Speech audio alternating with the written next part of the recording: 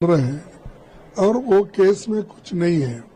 वो तो पेपर का केस है जो पंडित जवाहरलाल नेहरू जी ने 1937 में वो पेपर चलाए। तो उसके बाद में जब उसकी मासी हालत कम हो गई तब उन्होंने थोड़े दिन बंद किए। फिर उसको चालू करने के लिए सोनिया गांधी जी ने पूरी कोशिश की, उसको डोनेशन ये और कर्जा लेके वो पेपर चलाए। लेकिन अब जो कर्जा लिए तुम वो गलत है, इनका कहना है, और तुम्हारे नाम से कर लेने के लिए ये सब चीजें की है। उनका नाम कैसा होता, कंपनी में बहुत से मेंबर्स हैं, मैं भी मेंबर हूँ, दूसरे भी मेंबर्स हैं, श्याम पटोड़ा मेंबर है और अपने दूसरे और भी चार्टर्ड अकाउंटेंट्स भी मेंबर्स हैं। तो ये उनको डरा के रखने के लिए वो कोशिश कर रहा है। ये बीजेपी कानून छोड़ के काम कर रही है। ये इसके लिए हम डट के मुकाबला करेंगे और जो चीज गलत है उसको हम गलत साबित करके रहेंगे। अभी कांग्रेस पार्टी कैसा प्रोटेस्ट? हाँ, नेशन वाइड हमारा प्रोटेस्ट रहेगा। हर जगह हर स्टेट में इसके बारे में रहेगा और लोगों को यही बताना चाहते हैं हम, अननेसेसरीली ये सता रहे हैं।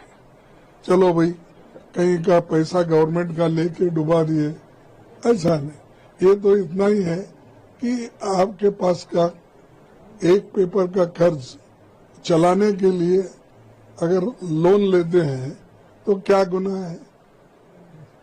तो ये पर्पसली कर रहे हैं और ये अच्छा नहीं है। और अब एक के बाद वो ऐसी चीजें करेंगे, लेकिन अब फाइट करते रहेंगे।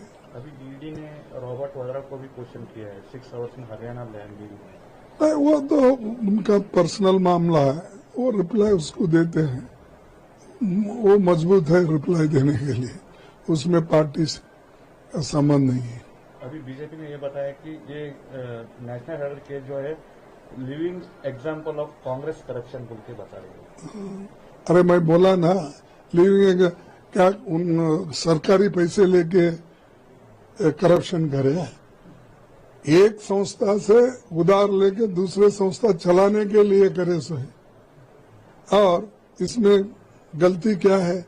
एक बंद हुआ पेपर जो पंडित जवाहरलाल नेहरू जी के जमाने में शुरू हुआ था, बीच में हमारी सरकार नहीं थी, उस वक्त बंद हुआ था। जब बंद हुआ, बहुत से यानी नेहरू जी के बाद वो पेपर आहिस्ता आहिस्ता कमजोर हो गया पैसे से, तो वो हमने चलाने की कोशिश करे।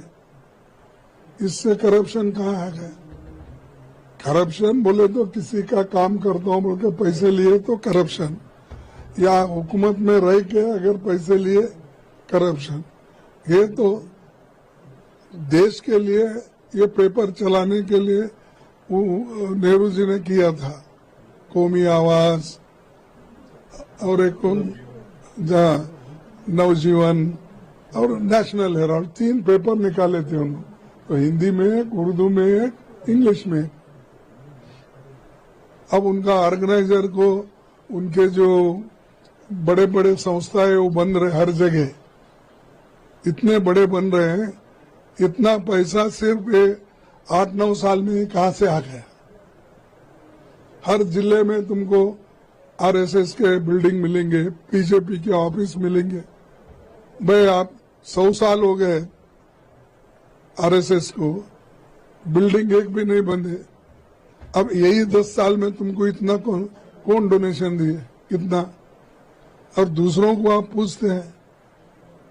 तुम हर जिले में, हर तालुके में, हर सिटी में बड़े बड़े बिल्डिंग्स बना रहे, कमर्शियल बिल्डिंग बना रहे।